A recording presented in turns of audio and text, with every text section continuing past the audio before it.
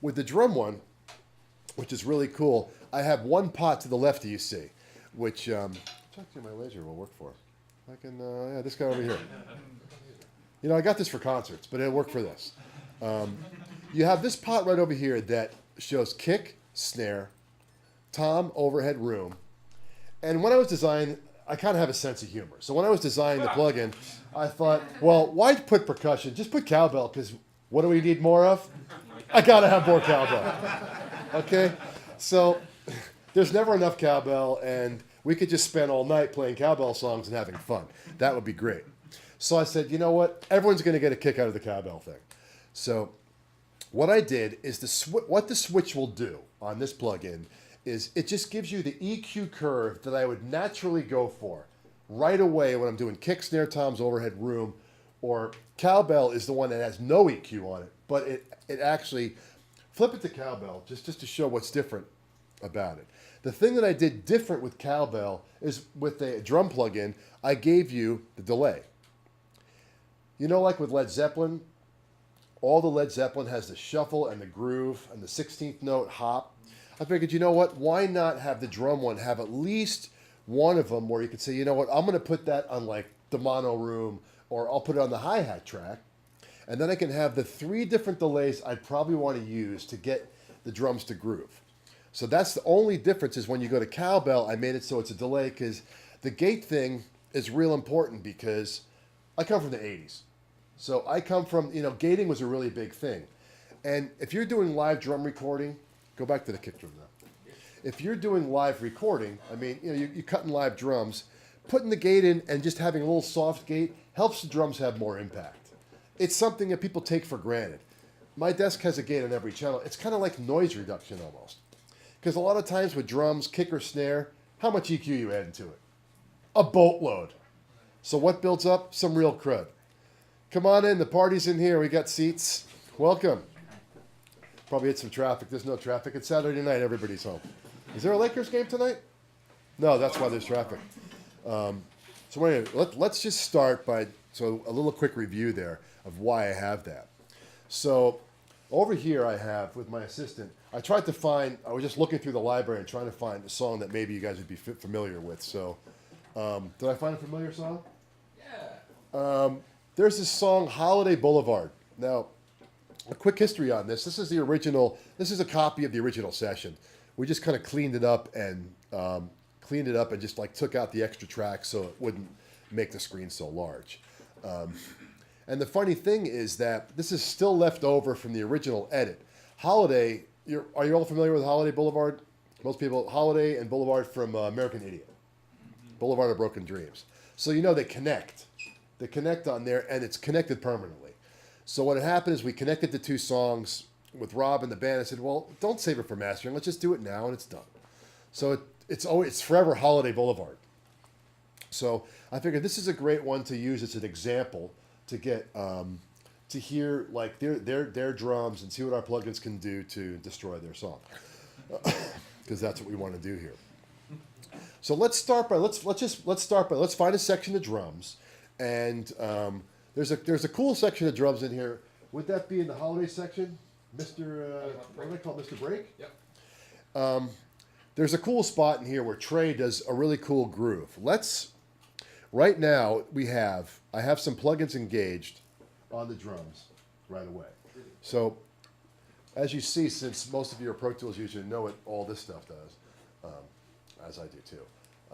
We just engaged, I basically engaged it on the rooms and the kicks, the snare top and the snare top and the kick.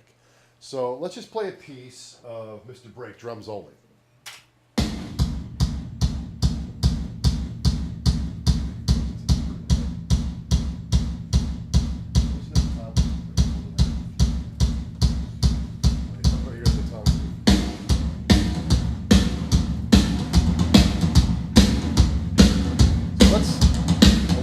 Soul the kick drum. So here's this live kick drum playing through that section. Let's look at that plugin. Let's see what that sucker's doing. Let's put that plugin in bypass. So pretty plain, a little boring. Let's engage the plugin again.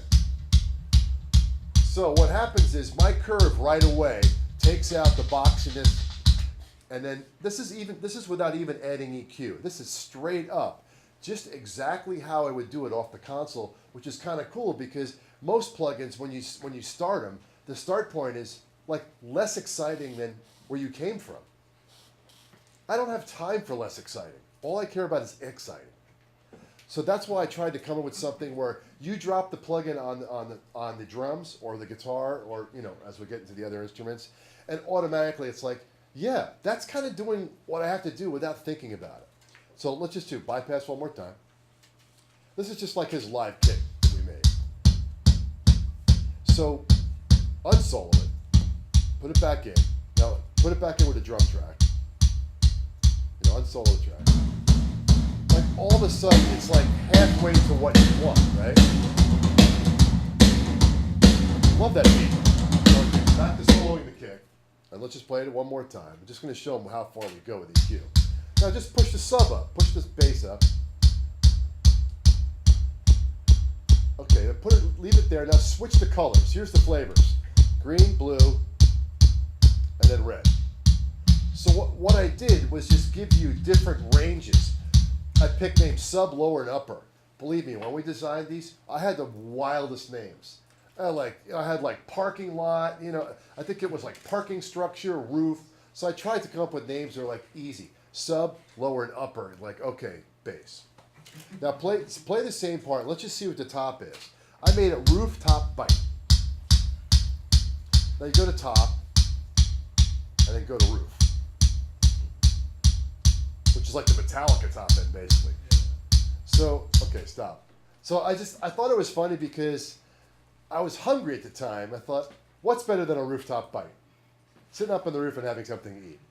So it ends up being kind of a joke. But bite is more the low top end, and then top is like the 8K, right, that you'd always reach for. And roof, I call, is the air. So I tried to use these same names on all the plugins, so because all this is about remembering it, not changing from plugin to plugin. And that just engages the color, so it's green, blue, red. Red, the top, and green's the lowest. So it makes it real simple. And what these faders do is at 0, it's the preset. It's no EQ boost. I go plus and 10 on each one of them. Now, when I picked the EQs for this, I went through everything and said, you know what? I want it to be this EQ for bite, this kind of EQ for top, and this kind of EQ for roof. For me, bite is like, I want this to be like an SSL EQ, because I want it to have a certain bit of bark. And then when I went for top, I want this to be more like an API at 7K. And when it came to roof, I wanted it to be a 1073, just the top end, which is just air. And they're like, yeah, right. And how much you want to sell this thing for? I said, well, you guys can figure it out. You're in the bunker in Tel Aviv. You can work it out, right? Because the guys from Waves they make the best stuff. And if you're familiar, anyone familiar with the emulations of like my 1176s or LA3s? Yeah. They took stuff. I'm like, yeah, you're going to copy that, right? In what planet are you going to copy it from? So literally, they took the gear. I said, it's got to distort. It's got to be fuzzy. It's got to be kind of crusty a little bit to do its thing. So really, they can emulate the EQs really well. So I said, here's my laundry list. Make it happen. So we really chipped away at it for like a long time until I'm like, wow, I can actually use this plugin myself. Can you believe that? I can actually use it. I can't believe it. Anyway, so bass and treble, kept it real simple. These curves are set up for drums. So let's just listen to the kick one more time, and let's just go to the compress. I just made it push, which is one shape, but I love the names. And then of course people know, what's the next one? Spank. And then wall. Wall is basically, it's not, if you push it all the way up, now push the input gain all the way up. It's not going anywhere. It's hitting the wall and force feeding it to the output. Look at the output, it just literally flatlines it. And guess what? You guys are making all kinds of records. You want to be able to abuse the sound and have fun with it. All right, put it back to normal. They're bored with the kick. Let's hear the snare drum. But let's go to verse 2. Go to Mr. Phil. We're going to go to the other song because this is kind of the kick part of the song. Play the full drum kit here in, put them back, the plugins back where we have. Yeah. Reverb.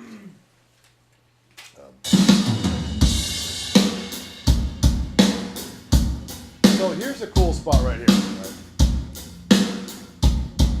Unsole the drums. Unsole the drums and play the song.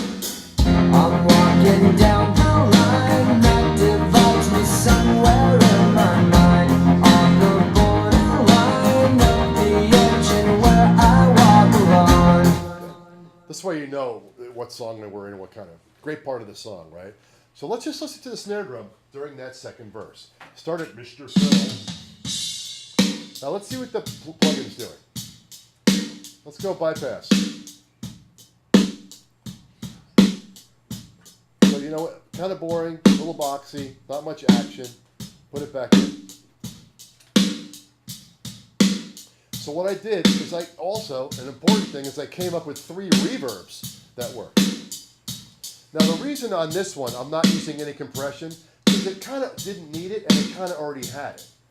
But and there's no EQ added. This is my snare drum curve. So if you add some top, you can get it really bright, really easily, and it's smooth. Now leave it at 0. Stop for a second. This is a good example because these drums are pretty bright to begin with. If you have a plain Jane drum kit, which is basically just cutting through your mic pre's, no EQ, which probably a lot of you guys do because you're in some room you've never been in before, have no clue what you're going to get, so you don't want to EQ because A, you don't have time, and B, you just want to get it on there cleanly so you can mangle it later. Mangling it later is a good thing because if you do it on the way in, there's nowhere to go.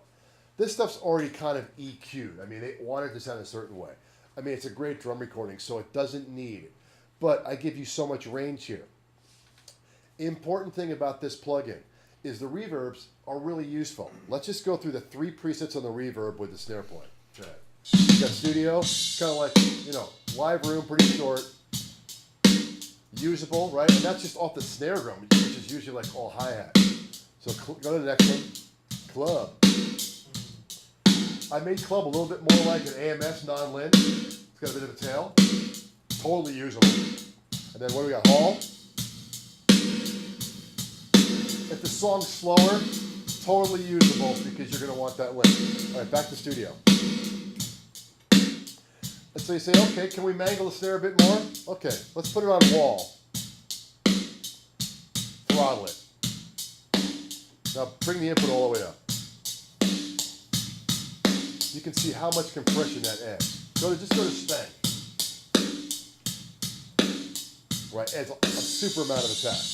Okay, so clear it back to what we had before, which was all at 0, off a spank, 0 in. Kind of another helpful thing is having the phase flip. Big problem when I'm mixing drums. First thing I run into is I got to flip the phase in the kick and snare and find out why the bottom's going away. It's always a big issue because I get drum recordings from everywhere. So on the console, it's easy. I said, well, on a plugin, you'd have to put a gain plugin before it, flip the phase. How much fun would that be? I don't want to add another plugin. I want it built in. So it helps when you have your whole drum kit and go, the snare drum just isn't sounding right. Flip the phase. So a good thing to have besides your input and output controls. So let's go to the next thing. Let's go to the overheads. Or actually, let's just go right to the room track. Thing that you guys like to mangle the most. Let's just let's hear that same section on the room track. A little more bypass. Now go to bypass.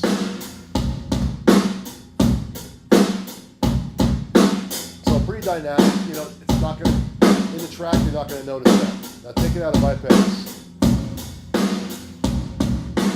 Automatically we get some action out of it. Now, take the reverb off for a second. Now let's see how much more abuse we can do. Push the compressor up a bit more. Right to the roof with it. Now go to spank. Spank is always the one with the quick, with the harder attack. Now go to the wall. Oh my God. Okay, So you see right away with the wall, it's like, oh, I like that one. I can make some effects with that. So leave it back where you had it on the preset on Studio. Now, let's just show what the gate does. Now play the same section. And just start pushing it up and see what happens.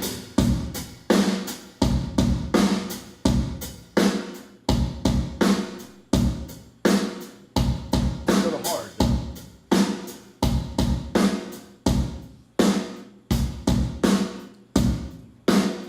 So here's another good thing about it. Say you have a drum sound. This used to happen back in the day. This is something you can probably do now when you're mixing. You have this drum recording. It's all cymbals and crashes, and when the guy who starts digging into the chorus, it's like, it's unbearable. You can't use the room sound. It's all crashes. So what happens? During the verse, you find this one spot where he's not killing the cymbals. You set the gate up, and you make the section like that. And you're like, ooh, I got like an isolated kick and a snare room.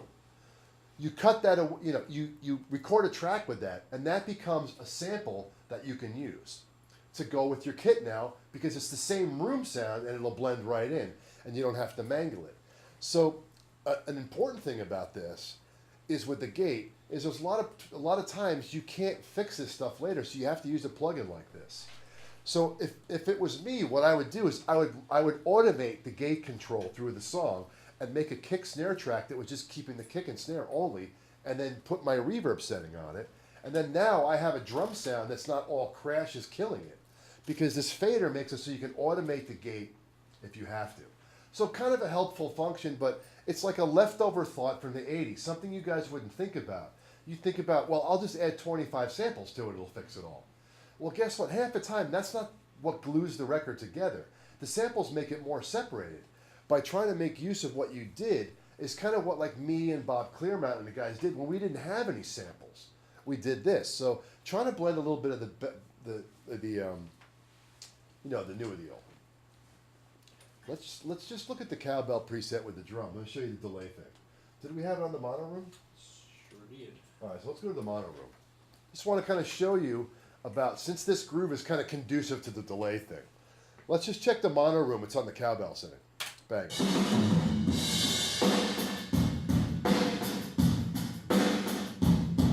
Put the whole drum kit in and we'll crank the mono room up to show the groove, right?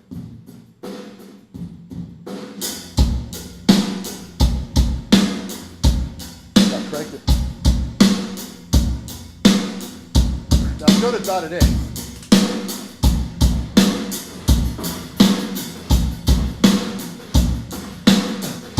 Now we're good. Let's go back to 16.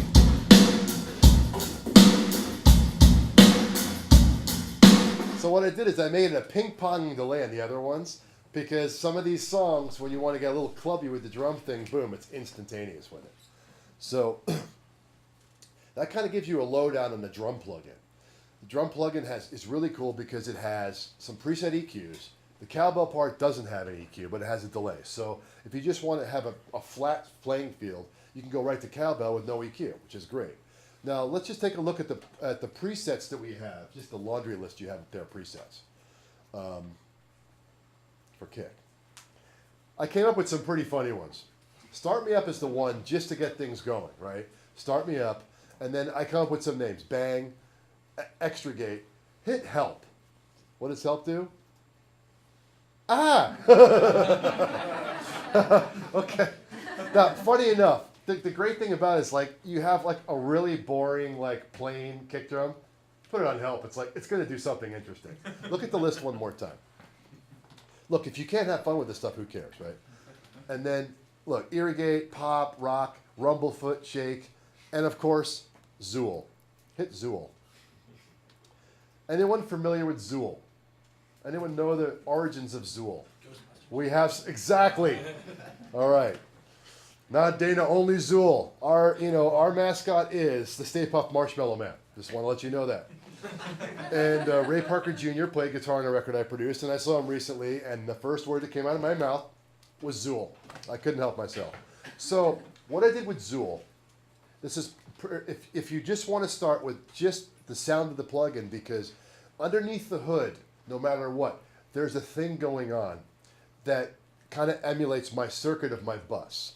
So if you just run the kick through Zool, you could just use it just to add like the bus sound.